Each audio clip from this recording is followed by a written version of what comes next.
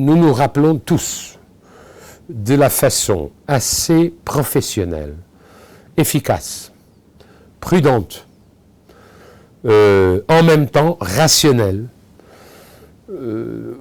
qui a fait du Maroc un très bon exemple du point de vue continental et international dans la gestion de la pandémie du Covid-19.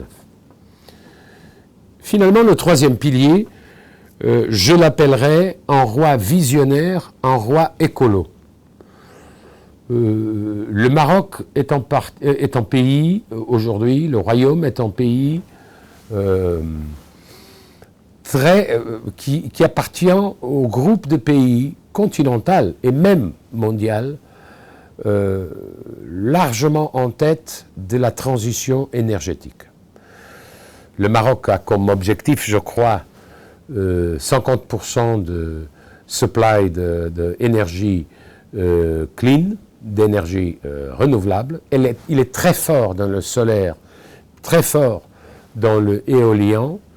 L'Afrique, parfois c'est une illusion européenne qui pense quand ils pensent en Afrique, ils pensent dans des ressources naturelles comme le gaz ou comme le pétrole. Mais le Maroc est l'exemple de la possibilité de transformer l'Afrique en puissance des énergies renouvelables.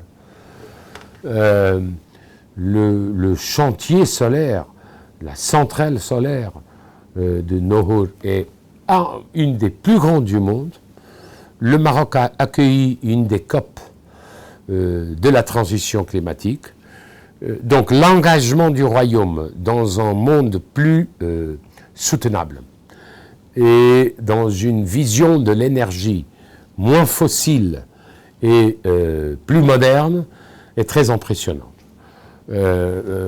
C'est une des matières où le Maroc s'est placé dans le début de l'avenir et non dans la dernière position du passé. Donc, la transition énergétique est inéluctable.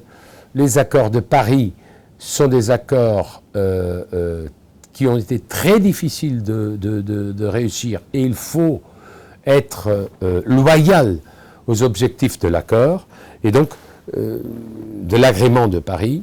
Et donc je veux refléter une vision, quand on analyse Sa Majesté, c'est évident qu'un chef d'État qui fait le design de l'avenir vers l'énergie soutenable, c'est un roi d'avenir.